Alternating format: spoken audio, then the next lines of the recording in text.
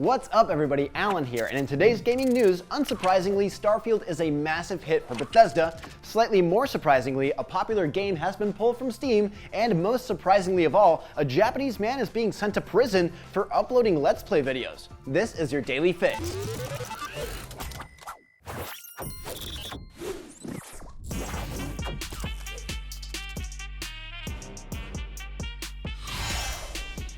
Presented by Pringles.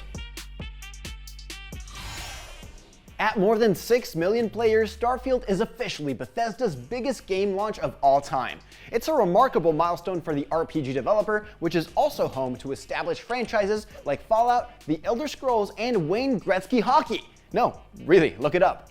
Anyway, Bethesda marked the achievement on X a couple days ago with a thank you to players reading, "As of this morning, Starfield has already surpassed 6 million players, making it the biggest Bethesda game launch of all time." By comparison, Skyrim managed to sell 3.4 million physical copies across Xbox 360, PS3, and PC 2 days after its launch in 2011. By December, that number had risen to 10 million. Fallout 4, meanwhile, managed to sell 1.2 million copies on Steam within 24 hours of its release, while also breaking Grand Theft Auto 5's Steam concurrence record. However you slice it, Starfield is off to a strong start. Starfield's latest milestone follows the news of it exceeding 1 million concurrent players across all platforms. The sprawling space epic was topping sales charts even before its official launch on September 6th. Game Pass members flocked to the Xbox store to hand over an extra $31.49 simply to play Starfield a few days early. The Premium Edition upgrade was the best-selling item across the US and UK Microsoft stores during that early access period. So the individual sales numbers might be a little tricky when you're tracking early access plus subscriber fees versus just copies sold. But either way, Xbox has a certifiable hit, and a whole lot of people have a cool new game to play. If you're currently exploring Starfield, you'll find all kinds of game help at IGN.com. Moving on, the creator of the viral Steam hit Only Up has pulled the game from the storefront, citing stress.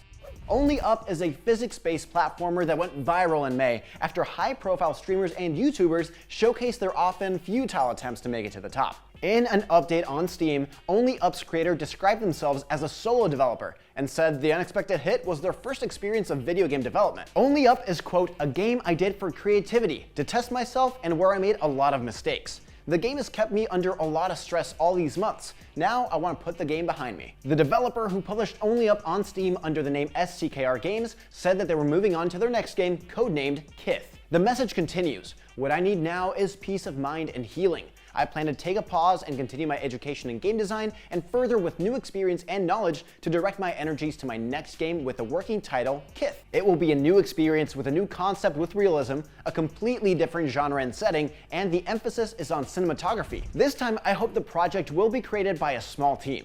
This is a challenging project on which I want to significantly improve my skills in game design." This isn't the first time Only Up has been pulled from Steam. At the end of June, the game was removed from Valve's platform due to the use of copyrighted assets, but returned a day later with the infringing assets removed. This appears to have been a recurring problem. In an update dated July 5th, the developer said an Anime Girl asset got into the game by mistake, but that they resolved the issue with the asset's creator on friendly terms.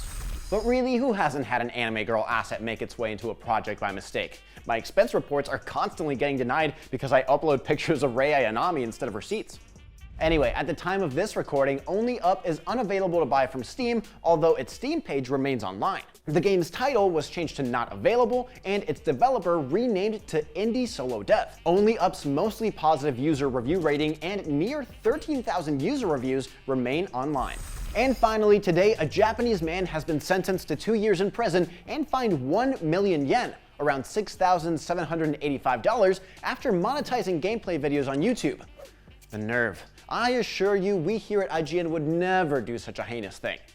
As reported by Japanese outlet Asahi Shimbun, 53-year-old Shinobu Yoshida was convicted for violating copyright law after uploading the videos without publisher permission. This is the first conviction of its kind in Japan, according to the publication. Yoshida uploaded gameplay videos of visual novel Steins Gate: My Darling's Embrace and other videos summarizing episodes of the Steins Gate and Spy Family anime shows. Monetizing the videos by enabling ads violated a Japanese law that prohibits making money from copyrighted material, according to the Japanese anti-piracy Fantasy trade group, Content Overseas Distribution Association, also known as CODA. CODA said this was a malicious case of posting videos containing content and endings, spoilers, without permission from the rights holders, and unfairly gaining advertisement revenue through copyright infringement. Yoshida admitted to knowing that his actions were illegal, CODA added, but said, "As part of my hobby, I wanted someone to see what I made." The prosecution reportedly said that Yoshida's actions were, quote, "a malicious act that tramples on the effort of content production," as consumers would be less incentivized to spend money on the game or anime episodes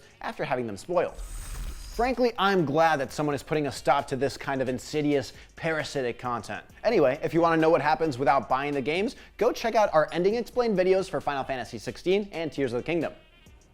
And that is your Daily Fix for Friday, September 8th. Now that you're caught up on the news, check out the Jean-Claude Van Damme trailer from Mortal Kombat 1. I'm Alan Wheeler, and for all your gaming news, stay tuned to IGN.